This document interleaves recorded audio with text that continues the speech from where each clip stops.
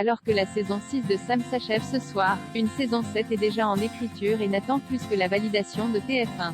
Et l'intrigue se déroulera à nouveau à la campagne, comme nous l'a confié la productrice de la série, Aline Panel.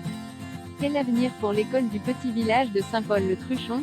C'est la question qui va se poser ce soir dans les 2 derniers épisodes de la saison 6 inédite de Sam sur TF1, avec au programme pas mal de surprises et de rebondissements inattendus pour les personnages de Natasha Lindinger, Barbara Cabrita, ou encore Chantal là-dessous. Et la bonne nouvelle pour les fans de la plus rock'n'roll des profs de français, qui a délaissé cette année Franconville pour prendre un nouveau départ à la campagne, c'est ce que tous les voyants semblent pour le moment au vert pour que Sam revienne l'an prochain pour une saison 7, comme nous l'a confirmé la productrice de la série, Aline Panel.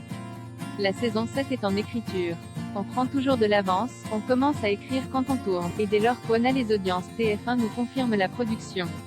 Et là, comme les audiences sont bonnes, la chaîne ne devrait pas tarder à nous valider la production d'une saison 7, explique ainsi la tête pensante de ça. Une fois la saison 7 officiellement commandée par TF1, 8 nouveaux épisodes devraient ainsi en toute logique entrer en tournage dans le courant de l'année pour une diffusion attendue début 2023 sur TF1. Et si le final de la saison 6 laisse planer le doute sur le retour éventuel de certains personnages, dont Sam elle-même, mais aussi Anne-Marie Valadier campée par Chantal là-dessous, tout le monde devrait bien rempiler en saison 7.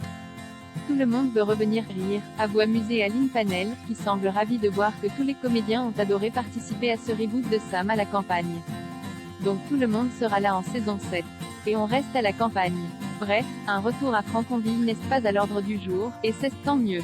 Un pari réussi pour Sam avec ce reboot en délocalisant l'intrigue à la campagne, et en disant adieu à de nombreux personnages pour en accueillir d'autres incarnés par Barbara Cabrita, Thierry Neuville, Noum Diawara, ou encore Chantal là-dessous. TF1 et Celtic Prod prenaient un vrai risque. Mais les audiences 4,05 millions de téléspectateurs le 3 janvier pour le lancement de la saison 6, soit 26,8% des femmes responsables des achats de moins de 50 ans, ont donné raison à tous ces changements. Le pari est totalement rempli, s'enthousiasme Aline Panel lorsqu'on l'interroge sur le bilan qu'elle tire après 3 soirées de diffusion. On est aussi fort en volume que la saison 3, plus fort en ménagère et en replay que la saison dernière. Donc purement en termes de succès d'audience, c'est une réussite. Et en termes de succès d'estime aussi, car on a eu beaucoup de presse qui a salué tous les changements, tout en se retrouvant sur ce qui n'a pas changé. Pour la productrice de Sam, la série emmenée par Natasha Lindinger était arrivée au bout d'un cycle en 2021, et il était donc important d'apporter des changements et de la nouveauté à la série afin de surprendre et ne pas lasser les téléspectateurs. Je suis très fière car je me suis battue pour ce changement. Je pense que, trop souvent, on essaye de rallumer la flamme trop tard, quand elle est éteinte. Au contraire, il faut changer les choses pendant que c'est un succès, pour que ça dure. Et là je sentais bien qu'on arrivait à une fin de cycle. Sam était reine chez elle, à Franconville, tout le monde la connaissait par cœur. Il y avait une forme d'automatisme qui s'était installée et qui enlevait un peu du charme de la série.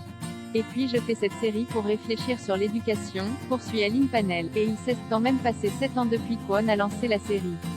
Il y a eu beaucoup de réformes, ça reste un sujet brûlant en France. Et il y a eu le Covid aussi, et beaucoup de gens ont déjà changé leur mode de vie pour partir à la campagne. Beaucoup de gens s'interrogent sur la nature. Donc je trouvais qu'il fallait nous resituer dans notre époque pour ne pas nous ringardiser, d'où l'idée de la campagne et de cette école différente.